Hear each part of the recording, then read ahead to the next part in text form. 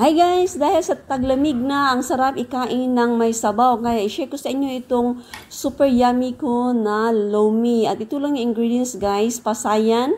At saka yung lomi noodles. Chicken breast, fish cake, broccoli, at isang itlog.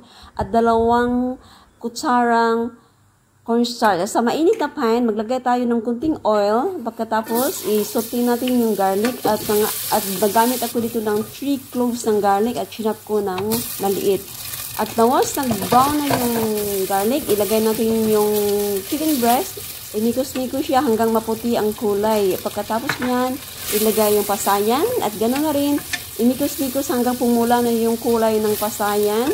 At ilagay natin yung broccoli at continue yung pagnikos-nikos ng sandali lang guys. Huwag masyado matagal.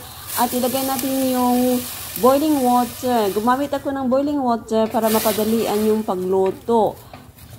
Ngayon, i-mix na naman natin ulit. Pagkatapos niyan, ilagay natin yung fish cake. 1 tablespoon ng soy sauce. 1 teaspoon ng asin at saka paminta.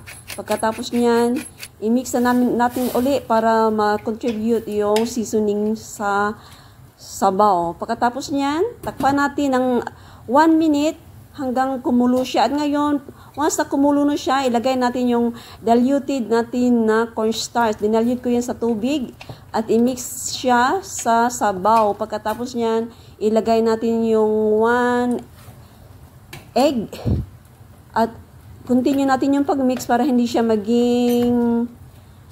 maging crumble yung itlog. Pagkatapos niyan guys, ilagay na natin yung noodles natin at i-mix uli. Yung noodles natin guys, pinag-boil ko na siya, na half cook na yan. Kaya huwag na natin yang i-boil ng matagal. Kaya yun na guys, luto na tong noodles natin at nilagyan ko ulit siya ng paminta para maging super masarap yung sabaw ng lomi. So ito na nga guys. Thanks for watching and follow for more.